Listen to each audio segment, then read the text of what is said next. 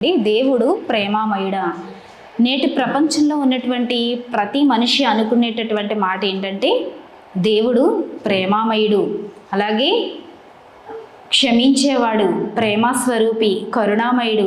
అంటే దేవునికి ఉన్నటువంటి ఈ పేర్లన్నీ కూడా వాళ్ళు అనువదించుకుంటూ ఉంటారు. ఎందుకంటే దేవుడు ప్రతి ఒక్కరిని కూడా ప్రేమిస్తాడు, ఆయన ప్రేమ మాత్రమే చూపిస్తాడు. అంటే ఒక్క విషయంలో చెప్పాలంటే ఆపద మొక్కులవాడు, అంటే ఆపద వచ్చిన ప్రతిసారి కూడా దేవుడే ఆదుకుంటాడు, ప్రేమిస్తున్నాడు గనుక అని చెప్పి ఈ రీతిగా మాట్లాడుకుంటూ ఉంటారు. అయితే ప్రతి మనిషి కూడా దేవుడి నుంచి ప్రేమనే కోరుకుంటున్నాడు, దేవుడు ప్రేమిస్తాడనే అనుకుంటున్నారు. అలాగే దెయ్యాలు కూడా మనుషుల్ని బాధిస్తాయి, కానీ దేవుడు మాత్రం ఎప్పుడు కూడా మనుషుల్ని బాధ పెట్టడు, హింసించడు, వేధించడు. ఏ కష్టం వచ్చినా సరే వెళ్ళి దేవా అని ప్రార్థించగానే దేవుడు ఏం చేస్తున్నాడు, మమ్మల్ని అందరినీ కూడా కాపాడుతున్నాడు, రక్షిస్తున్నాడు, కరుణిస్తున్నాడు. అంటే ఈ రీతిగా మాట్లాడుకుంటూ ఉంటున్నాం. అందరికీ తెలిసినటువంటి విషయమేనండి. అంటే దేవునిలో నుంచి ప్రేమను మాత్రమే చూస్తున్నటువంటి మనిషి. అలాగే ఇక న్యూ ఇయర్ రోజున చూద్దాం. మనం అందరం ఏం చేస్తాం, వాగ్దానాలు తీసుకుంటూ ఉంటాం. అంటే వాగ్దానం ఏ రీతిగా ఉంటుందంటే యెహోవా నా కాపరి, నాకు లేమి కలుగదు. అలాగే ఇశ్రాయేలును కాపాడువాడు, కునుకడు, నిద్రపోడు. అంటే ఇలాంటి మంచి విషయాలు, అంటే మనకి మేలు చేసేటటువంటి మాటలు.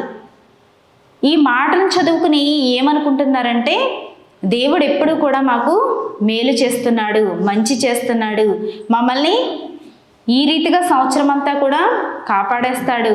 అంటే ఇశ్రాయేలుని కాపాడే దేవుడు కునుకడంట, నిద్రపోడంట, అంటే మమ్మల్ని కూడా కాపాడుతున్నాడు. యెహోవా నా కాపరి, నాకు లేమి కలుగదు. ఇప్పుడు నేను యెహోవాను నమ్ముకుంటే నాకేం లేదు, లేమనేదే లేదు.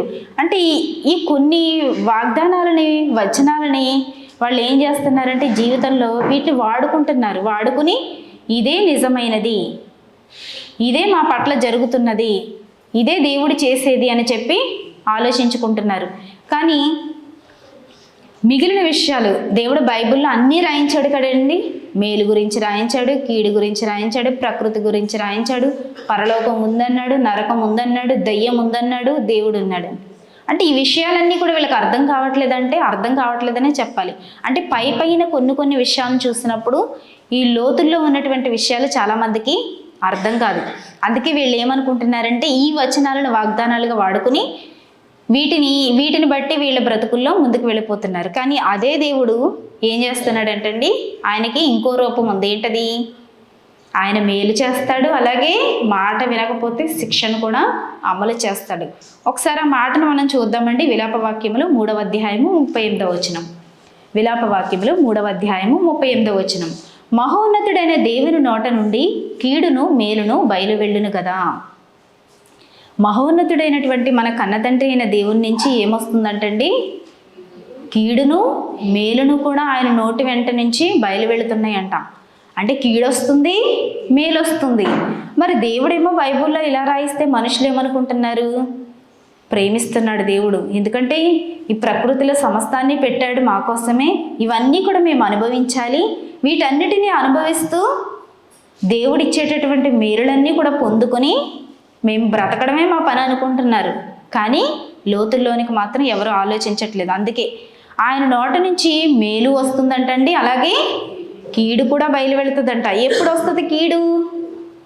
దేవుడు పుట్టించినటువంటి మనం, దేవుడిచ్చినటువంటి సమస్తాన్ని అనుభవిస్తున్నటువంటి మనం ఎప్పుడైతే ఆయన మాట మనం వినలేదనుకోండి, మనకి ఏమవుతుంది? కీడు కూడా వస్తుంది. ఇప్పుడు ఫర్ ఎగ్జాంపుల్గా మన పిల్లలు ఉన్నారు, మనం వాళ్ళకి కొన్ని బొమ్మలు కొనిస్తాం, అలాగే ఇంకా కొంచెం పెద్ద అయిన తర్వాత బైక్ కొనిస్తాం.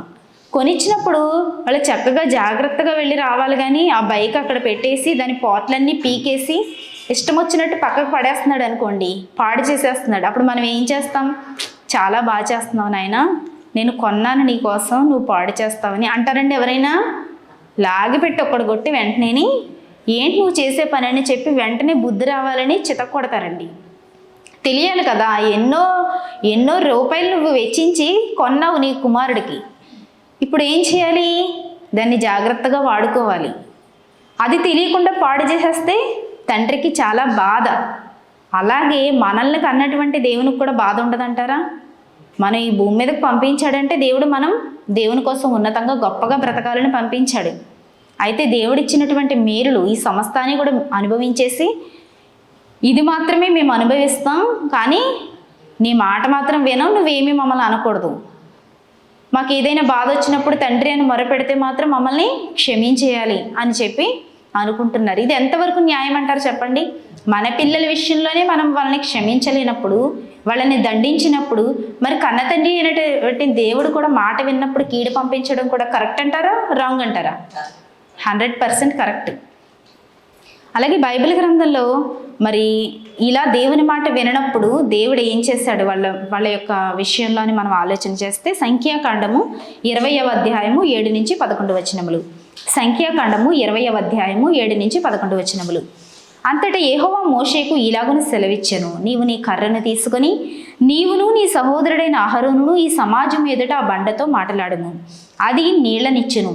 తరువాత మోషే అహరోనులు ఆ బండ ఎదుట సమాజమును పోగు చేసినప్పుడు అతడు వారితో, ద్రోహులారా వినుడి, మేము ఈ బండలో నుండి మీ కొరకు నీళ్లు రప్పింపవలెనా అనెను. అప్పుడు మోషే తన చెయ్యి ఎత్తి 2 మారులు తన కర్రతో ఆ బండను కొట్టగా నీళ్లు సమృద్ధిగా ప్రవహించెను. ఇక్కడ తండ్రి అయినటువంటి దేవుడు చెప్తున్నారు, ఆయన మోషే గారిని, అలాగే మోషే అన్నయ్య అయినటువంటి అహరోను.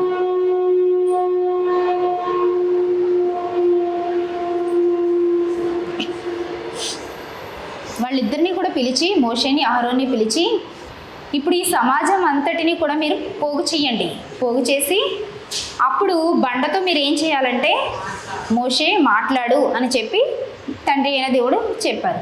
చెప్తే మోషే ఏం చేస్తున్నాడు, మోషే అహరోను ఇద్దరు కూడా సమాజాన్ని పోగు చేశారు. పోగు చేసి వెంటనే బండతో మాట్లాడమన్నాడు దేవుడు. మోషే చేసిన పని ఏంటండి, ఇశ్రాయేలు ప్రజలందరితో, ద్రోహులారా నా మాట వినండి. ఎంత తప్పండి? దేవుడేమో బండతో మాట్లాడు నాయన అని చెప్తే, మరి మోషే ఏం చేశాడు, ఇశ్రాయేలు ప్రజలందరితో ద్రోహులారా వినుడి, ఏంటి ఈ బండతో మాట్లాడి ఈ బండను కొట్టి నీకు నీళ్లు రప్పించాలా, మేము ఇదే చెయ్యాలా మీకు అని చెప్పి అక్కడ తిడుతున్నాడు అనమాట. ఆ తిట్టినప్పుడు దేవుడికి ఏమొచ్చిందండి, కోపం వచ్చింది. ఇశ్రాయేలు ప్రజలందరి ఎదుట నీవు నా పరిశుద్ధతను ఏం చేయలేదు, సన్మానించలేదు. అంటే దేవుని సన్మానం కోరుకుంటున్నాడు, ఆయన సన్మానించమంటున్నాడు. చూడండి, దేవుడు ఒక మాట చెప్పాడంటే ఆ మాటకి ఏం చేయాలి, లోబడాలి. మరి మోషే గారు దేవుని ఇల్లంతటిలో కూడా నమ్మకమైన వాడు కదండి, మిక్కిలి సాత్వికుడు అని కూడా ఒక బిరుదు పొందాడు ఆయన. అంటే ఇంత గొప్ప వ్యక్తిగా ఉన్నటువంటి ఈయనే చిన్న తప్పు చేశాడండి. ఆయన కేవలం ఆయన చేసిన పొరపాటు ఏంటి అని అంటే, అనేక సార్లు బండని కొట్టాడు. ఆయన బండను కొట్టినప్పుడే కదా నీళ్ళు వచ్చినాయి. కానీ ఈసారి మాత్రమే దేవుడు ఏం చెప్పాడంటే, బండతో మాట్లాడు. బండతో మాట్లాడవలసినటువంటి మోషే ద్రోహులారా అని ఇశ్రాయేలు ప్రజలతో మాట్లాడాడు, బండని ఏం చేశాడండి, కొట్టాడు. ఇప్పుడు దేవునికి కోపం వచ్చింది. ఏం చేశాడు, ఆయన ఇచ్చిన పనిష్మెంట్ ఏంటంటే, నువ్వు పాలు తేనెలు ప్రవహించు కనాను దేశానికి నువ్వు వెళ్ళవు అని చెప్పేశాడు దేవుడు. అంటే చూడండి, ఆయనకి వెంటనే వచ్చిందా కీడు శిక్ష? ఖచ్చితంగా వచ్చింది. మరి ఇంత గొప్పగా బ్రతికినటువంటి భక్తుల జీవితాలు ఈ రీతిగా ఉంటే ఇక మనం బ్రతుకులు ఎలా ఉన్నాయి చెప్పండి? మనం ఎంతటి వారం అసలు దేవుని దృష్టిలో? మనం వీళ్ళతో పోల్చుకుంటే వీళ్ళ దృష్టిలోని మనం చాలా చిన్నవారం అన్నమాట. అయితే దేవుడు ప్రేమామయుడేనా అంటే దేవుడి నోట నుంచి ఏమొస్తుందండి, కీడు కూడా వస్తుంది. ఆ కీడును అనుభవించినటువంటి భక్తులు కూడా మనకి కనిపిస్తున్నారు. అలాగే ఇంకో మాటను చూసుకుందామండి.